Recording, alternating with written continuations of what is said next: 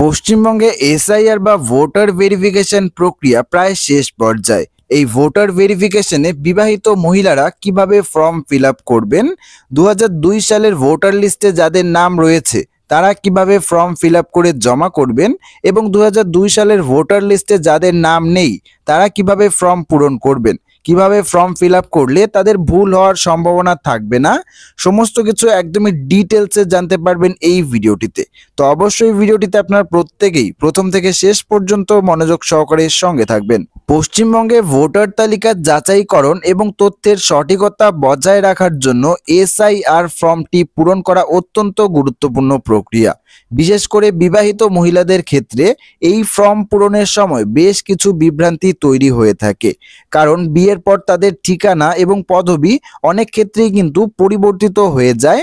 তো আজকের এই ভিডিওটিতে আমরা বিবাহিত মহিলারা কিভাবে নির্ভুলভাবে এসআইআর ফর্ম পূরণ করবেন তার বিস্তারিত পদ্ধতি আলোচনা করব। 2002 সালের ভোটার তালিকার তথ্যের ভিত্তিতে ফর্মটি কিভাবে পূরণ করতে হবে তা নিচে কিন্তু ধাপে ধাপে আপনাদের সামনে উল্লেখ করব। তো প্রথমত ফর্মের যে সাধারণ অংশ রয়েছে সেই ফর্মের সাধারণ অংশটি কিন্তু আপনাদের প্রত্যেকের ক্ষেত্রে একই হতে চলেছে। ফর্মের ওপরের অংশটি প্রতিটি আবেদনকারীকেই পূরণ করতে হবে। এখানে বর্তমান সময় অর্থাৎ 2025-এ সঠিক তথ্য দিতে হবে। যেমন এখানে প্রথমতই লেখা থাকবে নাম ও ঠিকানা।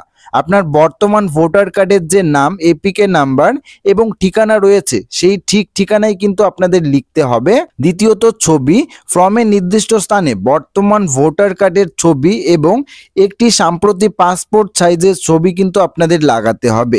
জন্মের তারিখের জায়গাটিতে আপনাদের ভোটার কার্ডে যদি শুধু জন্মের সাল লেখা থাকে বা এরকম টাইপের কিছু লেখা থাকে তবুও ফর্মে আপনাকে সঠিক দিন, মাস ও সাল উল্লেখ করতে হবে। পিতামাতা বা অভিভাবকের নামের জায়গায় বিবাহিত মহিলাদের ভোটার কার্ডে স্বামীর নাম থাকলেও বংশ পরিচয় সুনিশ্চিত করতে এই ফর্মে পিতার নাম লেখা বাঞ্ছনীয়। তবে যদি ফর্মে স্বামীর নাম লেখার জন্য আলাদা জায়গা থাকে তবে সেখানে স্বামীর নাম লিখবেন। অন্যান্য তথ্য যেমন আধার কার্ড নম্বর, এটা আপনার ইচ্ছার উপর ডিপেন্ড করবে এবং একটি সচল মোবাইল নাম্বার দিতে হবে। পরিবারের সদস্য যেমন বাবা, মা বা স্বামীর নাম এবং তারা যদি 2025 সালের ভোটার তালিকায় থাকেন তবে তাদের এপিকে নাম্বারও কিন্তু আপনাদের লিখতে হবে, অর্থাৎ ভোটার কার্ডের নাম্বারও কিন্তু আপনাদের লিখতে হবে।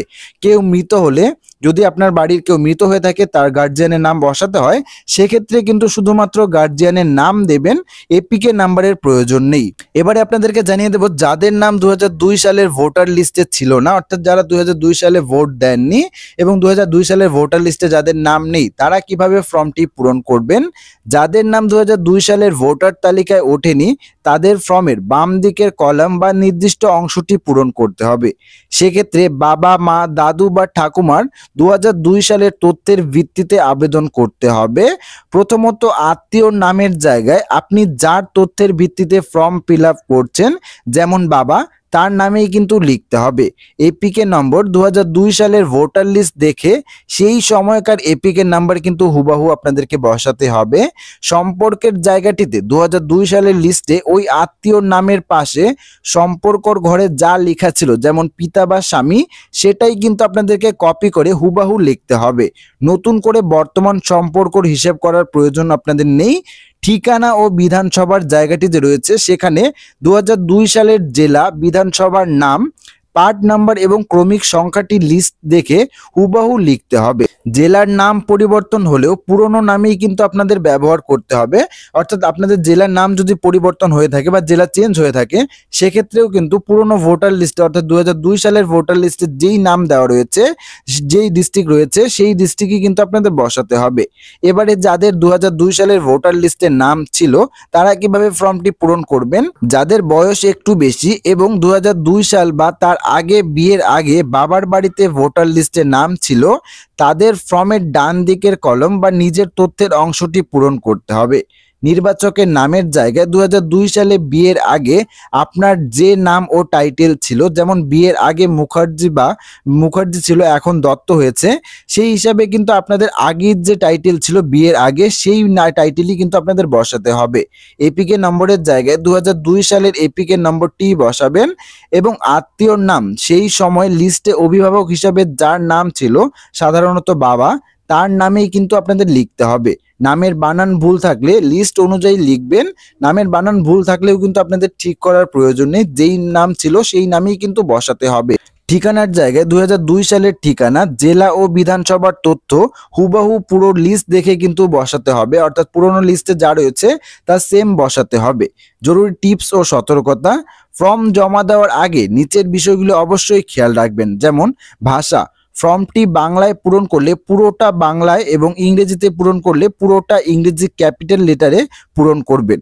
সংখ্যাগুলি ইংরেজিতে লেখা ভালো, অর্থাৎ যদি আপনি মনে করেন যে ফর্মটি বাংলায় পূরণ করবেন তাহলে কিন্তু পুরো ফর্মটি আপনাকে বাংলাতেই পূরণ করতে হবে। অর্ধেক বাংলা এবং অর্ধেক ইংলিশ লিখলে কিন্তু আপনাদের ফর্ম রিটার্ন আসতে পারে। হুবহু তথ্য 2002 সালের তথ্যর ক্ষেত্রে বর্তমানের সাথে মিল না থাকলেও পুরনো লিস্টে যা আছে সেটাই বসাবেন। বানান ভুল থাকলেও তা সংশোধন করবেন না। স্বাক্ষরের জায়গায় ফর্মের নিচে আবেদনকারীকে অবশ্যই সই করতে হবে। ফর্মের নিচে কিন্তু কর্নারে আপনাদের জন্য স্বাক্ষর করার জায়গাও দেওয়া রয়েছে। পাশাপাশি বিএলওর পরামর্শ, দাদু বা ঠাকুমার তথ্য ব্যবহারের ক্ষেত্রে যদি ফর্মে সঠিক সম্পর্কের অপশন না পান তবে জমা দেওয়ার সময় বিএলওর সাথে কথা বলে নেবেন, ওদের পরামর্শ নিয়ে নেবেন। সঠিক তথ্য এবং হাতের কাছে 2002 সালের ভোটার লিস্ট রেখে ফর্মটি পূরণ করলে ভুল হওয়ার সম্ভাবনা থাকে না। তো বন্ধুরা, আশা রাখবো যে এইভাবে এই পদ্ধতি মেনে যদি আপনারা ভোটার লিস্টের এসআইআর ফর্মটি পূরণ করেন সেক্ষেত্রে কিন্তু আপনাদের কোনো রকম কোনো ভুল হওয়ার সম্ভাবনা থাকবে না। তো আশা রাখবো ভিডিওটি আপনাদের সবারই ভালো লেগেছে। ভিডিওটি ভালো লাগলে ভিডিওটিতে একটি লাইক করবেন, চ্যানেলটিকে সাবস্ক্রাইব করবেন এবং কমেন্ট বক্সে আপনাদের মতামত অবশ্যই জানিয়ে যাবেন। ধন্যবাদ।